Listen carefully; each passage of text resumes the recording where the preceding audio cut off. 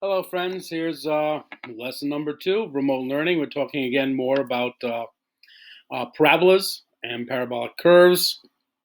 And so I hope that I have up what we looked at yesterday, what's called the parent function or the parent equation of parabolas, y equals x squared. So again, just want to talk a little bit about it. Yesterday we talked about the axis of symmetry. We talked about the minimum or maximum points if it opens downward and things like that. But again, why this is this way. So I have a little table here. So if we picture some values for x, so x is 0, 1, 2, 3. Oops, that's 1, 3, 4. That's not 1, 2, 3. We plug those values into the original equation. When x is 0, 0 squared is 0. When x is 1, 1 squared is obviously 1. When x is 2, 2 squared is 4. And x is 3, 3 squared is 9. So we get that curve. We get that little shape there. And again, we can see how it would work when x was negative, because when x is negative 1 squared, negative 1 times negative 1 is positive 1. When x is negative 2 times negative 2 is positive 4. So we get this curve. We get this, again, a really elegant curve called a parabola. And we're going to be spending a little bit of time this week, probably into next week, on them. All right. So now we want to talk about what happens when we add some other things to and from the parabola. So I'm just going to add 1 to this equation. It goes away because I'm in the middle of finishing the equation. And I want you to just sort of maybe pause the video for a moment, make a prediction what's going to happen when I finish typing that equation with plus 1. Okay, so hopefully you actually did that. Hopefully you thought for a moment about what's going to happen. What do you think is going to happen? Well, if I hit the equation, I hit plus 1. Notice there's the equation. If I hit plus 2, and 3, and 4, and 5, notice how it actually sort of rises. It goes up. Well, this should make sense. Okay? And the reason why this should make sense is think about this point here. This point here, yes, it's the minimum point, but it's also the y-intercept. Okay? This is where the graph crosses the y. And what have we talked about in the past that you know about the y-intercept? It's the value where x is 0. So when x is 0, 0 squared is 0, plus 5 is 5. When x is 1, 1 squared is 1, plus 5 is 6. Okay? So you actually get exactly the same curve. It's just what's it called, translated upwards 5 spaces. Okay, and that actually is a mathematical word, translate. Translate is when you take an image on a graph and you can slide it, rotate it, okay, or sometimes flip it, okay. But this is really just what's called a translation. Okay, so I'm going to reset these counters to the parent function.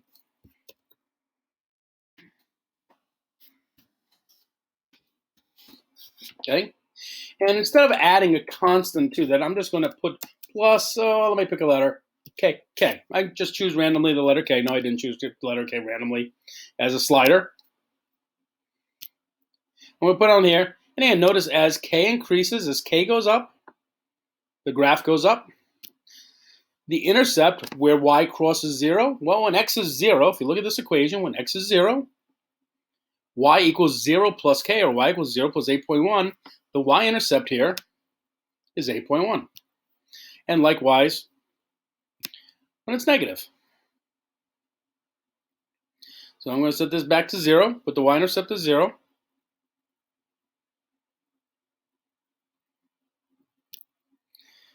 Okay, and now I'm going to do something a little bit different.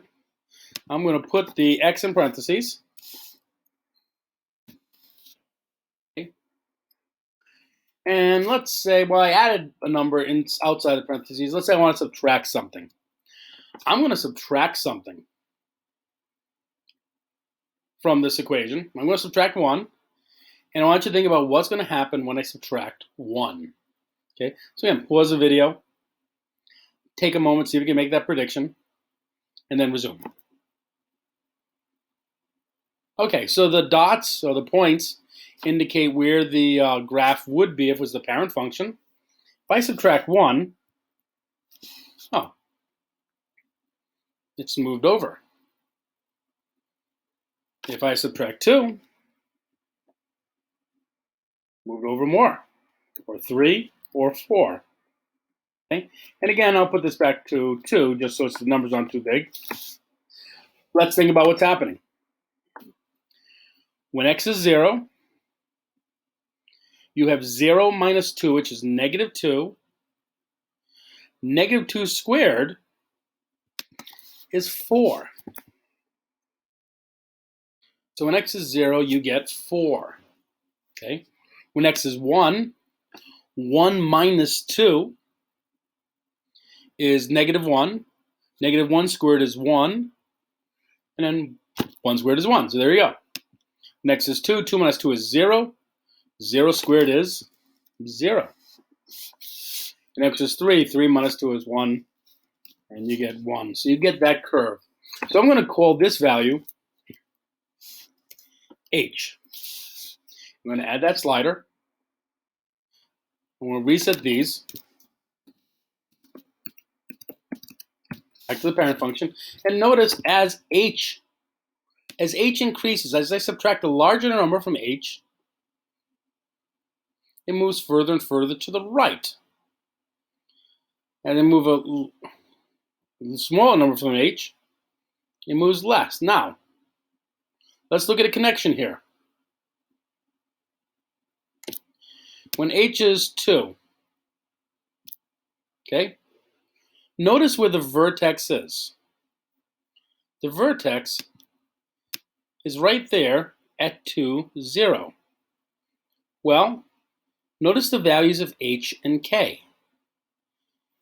H is 2, k is 0. My vertex is at 2, 0. Okay, so let's see. If I put h at 5 and k at 2, where do you think my vertex is going to be? Well, let's see. Let's put h at 5 and k at 2. And lo and behold, my vertex is at 5, 2. So this equation right here, y equals x minus h squared plus k, is what's called vertex form of a parabola. Now you might be wondering, well, why is k no longer the intercept? Well, think about what happens when you have a constant here for h. That's x minus 5. I have to do x minus 5 times x minus 5. Okay, which is, well, that's squaring a binomial, so that's x squared minus 10x plus 25. Plus 25 plus 2, it tells me the intercept should be around 27. Okay, so the reason why k is not simply the intercept is because you have to expand that expression in order to find the intercept. Okay, but really what this is, again, very, very useful. This is vertex form of a parabola. Okay, now be careful with this part. This is like when we were talking about the point slope form. You're subtracting h. If it's minus 5, that means h is 5. Okay, so the vertex is at 5. Okay, and h and k, I did not choose those numbers at random. Those are common numbers used in algebraic notation. If I'm trying to work out a way and figure a way to sort of walk you through the graphing, at least the beginning of the graphing project, hoping by May 4th we'll be able to be together and we'll be able to finish it up together. But I'm trying to work out how we can do it just in case, how we can get it done online. And you'd notice in a circle, in the equation for a circle, there's the letters HK. Well, what do you think the letters in HK stand for in a circle? It's the center of the circle. If you're talking about an ellipse or an oval, it's the center of that ellipse or oval. So HK are pretty common terms in algebra. And in parabolas, it stands for the vertex, again, which is the maximum or minimum point. The only other thing I now want to bring up, and we talked about this, what if you multiply it by something on the outside, which, for example, we'll call the letter A. and A is 1, it doesn't change there. Well, we talked about this a little bit. If A increases, the rate of increase gets bigger, it increases faster. So your parabola is actually going to get narrower, it's going to get steeper. Okay? And so if A increases, notice it gets steeper and steeper and steeper. If A decreases, well, I want to talk about that in a moment. It gets wider. And then notice what happens when A is 0. Well, the reason why you get that flat line when A is 0 is because you're multiplying this whole expression here by 0. So all you're left with is y equals k, which is a horizontal line. And when A is negative, it opens downward like that. Okay? So the homework tonight, I'm going to walk through a few problems, is on IXL. It's graphing a quadratic function in this form, in what's called vertex form. Okay? So I'm going to take a little snappy image of that.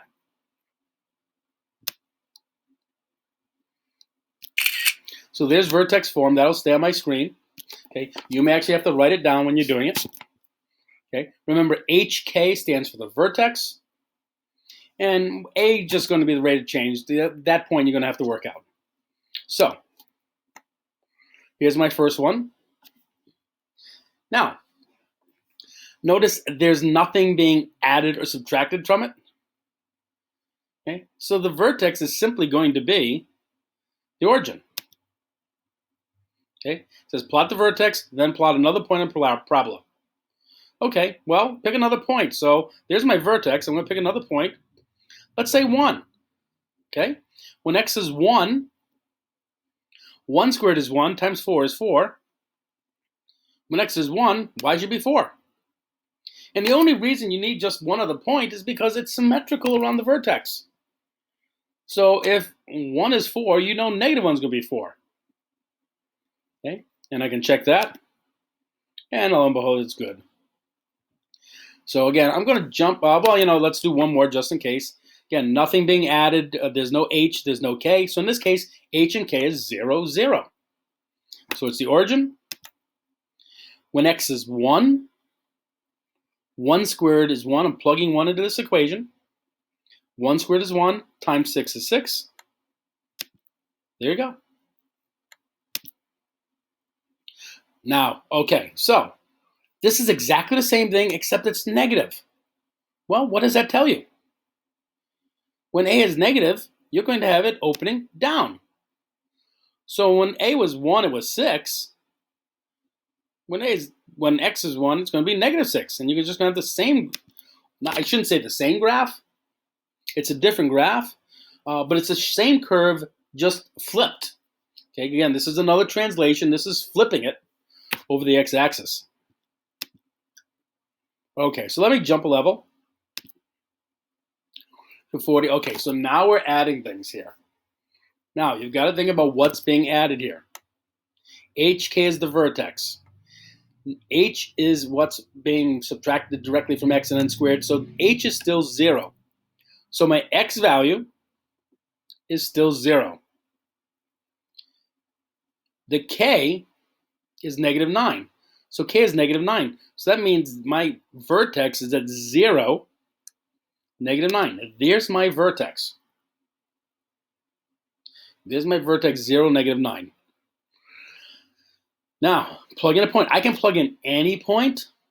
Problem is, if I plug in something like 10, 10 squared is going to be 100. It's going to be way too big. So I'm going to just use 1 right next to the vertex. 1.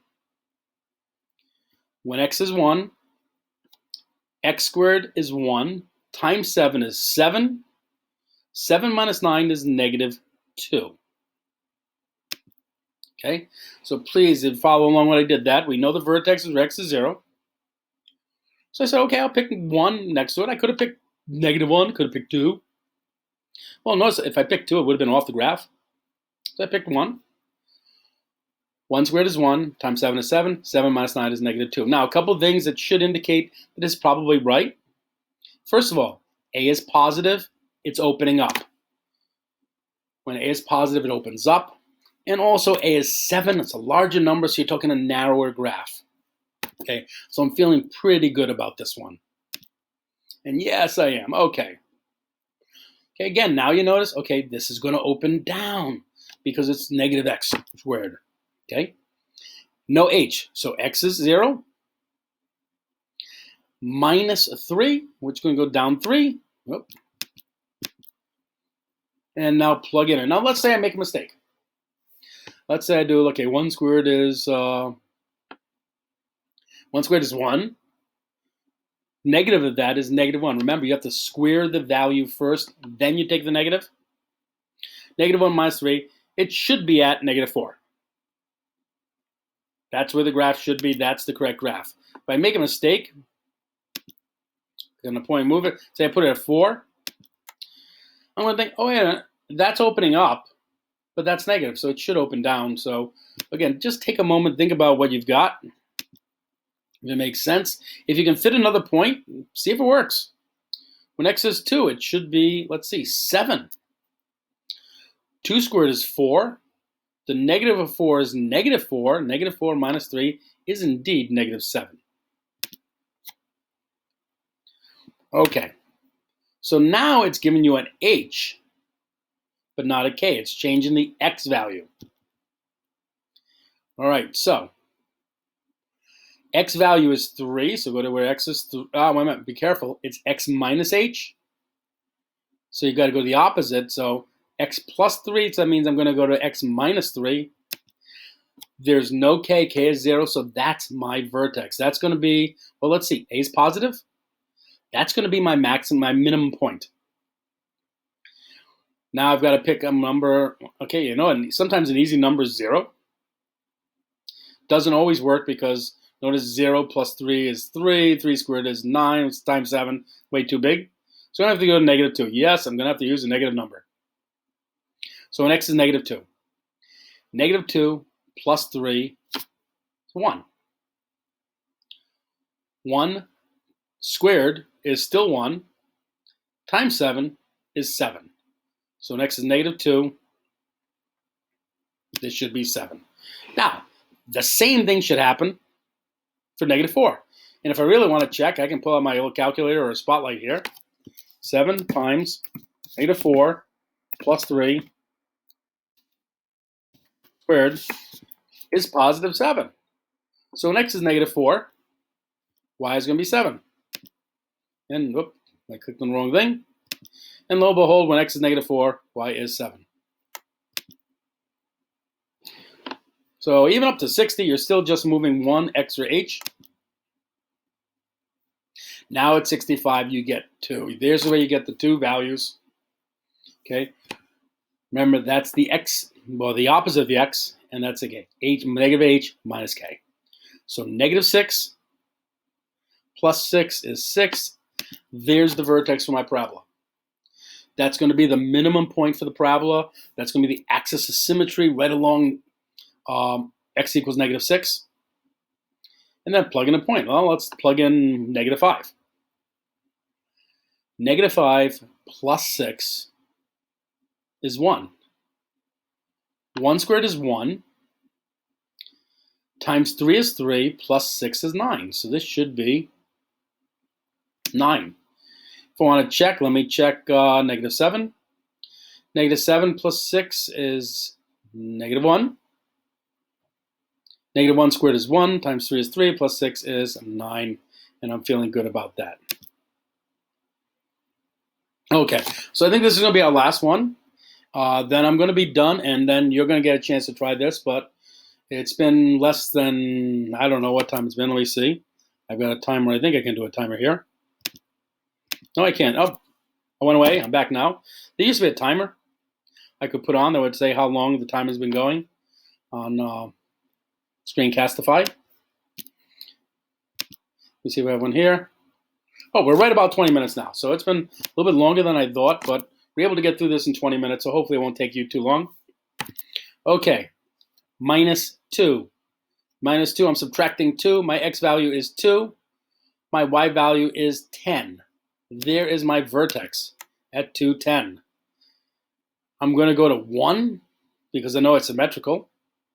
1 minus 2 is -1. -1 squared is 1 times -3 is -3. -3 plus 10 is 7. Again, I did that a little bit quickly. But again, you're welcome to use your calculator. Put -1 in place of x. You have -3 times 1 minus 2 squared plus 10, and it's 7. So there's 1, 7. There's my point. And with that, I'm already up to 74. So that's going to be your homework for today, BB5. Okay. Again, email me if you have any questions. And if needed, I'll see if we can set up a quick little meet at some point. But otherwise, I hope you have a good day. Something real special in store for you guys tomorrow. So talk to you tomorrow. Bye.